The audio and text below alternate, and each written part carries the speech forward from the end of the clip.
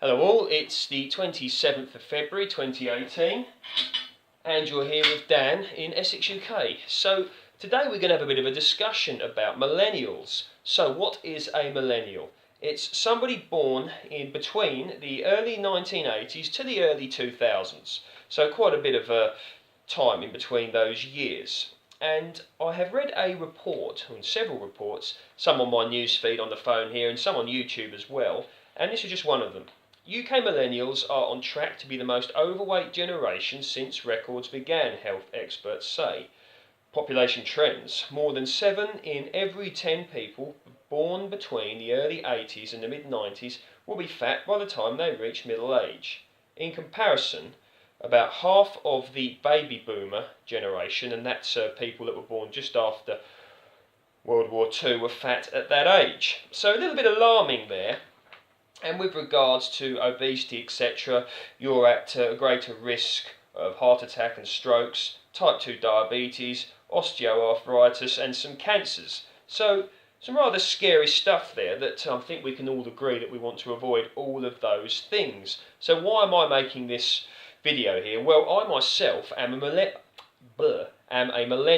and I was born in the year 1984. So that puts me certainly within that demographic of people, and I want the best for my generation because I'd like to see us do well and progress, etc., etc., and have long, healthy and happy lives.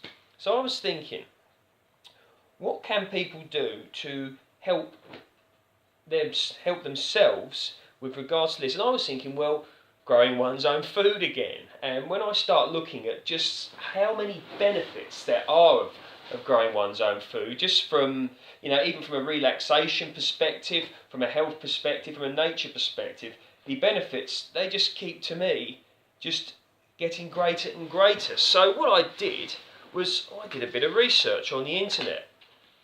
And this is all easy to find stuff. Just type in on Google or something, calories burned whilst gardening. So calories burned from 15 minutes of digging, spading, filling garden bags and composting, etc., is 68 calories for 15 minutes and 272 for 1 hour of it. So if you consider that a Mars bar of 58 grams is 260 calories, then an hour of digging will burn all of that off. So great there, isn't it? And also, what else have we got? Gardening with heavy power tools, tilling, chainsawing, etc. Maybe you do a bit of rotavating down your plot, etc. 15 minutes, 85 calories, 1 hour, 340 calories. Even something that one would class relatively sort of low in terms of physical labour, such as mowing a lawn, you've got 77 calories for 15 minutes, 1 hour being 306, and with a hand mower, it's even better. So you've got 85 calories per 15 minutes and 340 calories per hour. So if you think that a 100-gram potato has 77 calories in it, 15 minutes of mowing the lawn will burn that off. And with regards to exercise, I like the idea of purposeful exercise. Of course, some people enjoy keep fit classes, yoga, what's the other one they do now? Pilates, legs, bums and tums, whatever it is, aerobics. A lot of people enjoy this, and that's fine. But I myself wouldn't really want to. And Zumba dancing. Zumba dancing is another popular one as well. But, excuse me, that's not the sort of thing I would want to do. I have done fitness training in the past, but quite often now I rely on my job and my gardening in order to help keep me fit. And I think gardening is such a great thing that you can do, and there's so many other advantages of it as well. So of course you've got the advantages of the actual exercise and the effects on your body, but you can also choose what you put in your food as well, which helps to if you want to have what's the modern word they call it, an organic diet. If you want to have that, as much as is possible nowadays anyway, you can control the pesticides, the insecticides, the herbicides, the fertiliser, etc. You can control what you put in, at least to a degree. Of course, if there's things in the air, etc., then that's much, it's different indeed. But so many other things. You can help to continue traditional varieties, heirlooms, you know. So, for example, certain varieties of apples that I've spoken about in the past. And I advise you to check out the Stephen Hayes Fruitwise YouTube channel if you want to know more about heritage apples. But there's so many heritage apples out there that many people just would not have even heard of, and you can't purchase them in the shops. Certainly not in the, generally in the supermarkets, etc. You might be able to get them at a farmer's market or a place where which they do sell certain traditional apple varieties, but it would be much easier to get hold of them yourself, even if you had a small tree and a pot in the back garden. I really have got this frog in my throat at the moment, and there's so many things that you can do.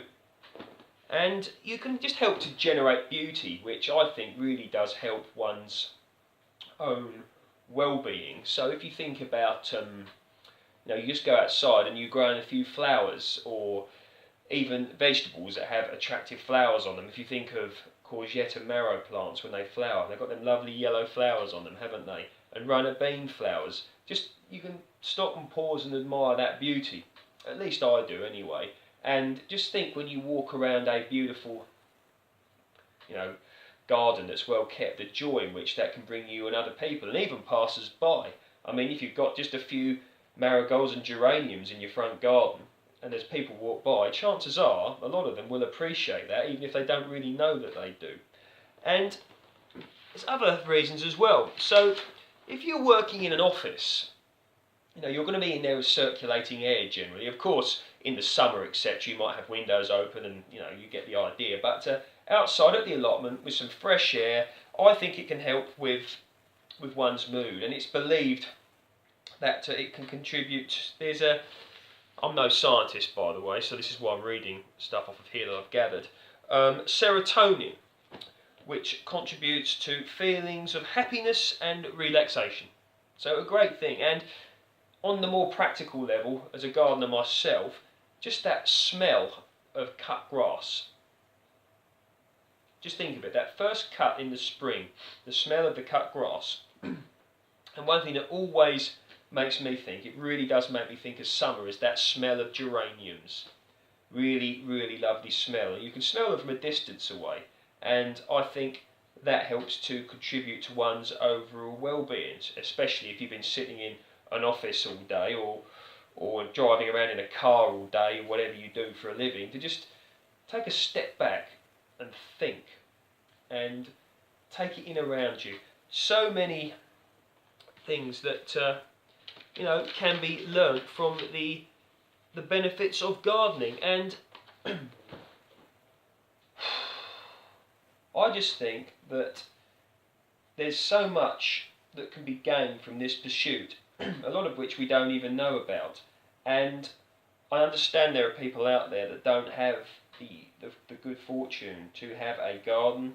They don't have the good fortune to have, even maybe a small balcony where which they can grow something. But if you can find a way of contributing, getting yourself to the local community garden, or I've discussed ways in which you could get into gardening before in previous videos, why grow your own food, etc, etc. If you search my channel for videos last year, I'm sure that you will find some of them.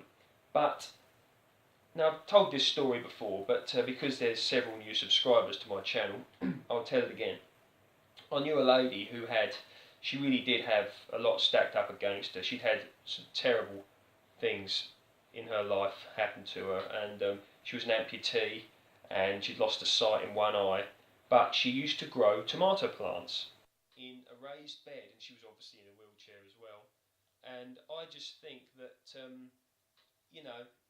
she found a way to grow some tomato plants, and the pleasure that she got from this was so great, and I found her very, very inspiring indeed to talk to her.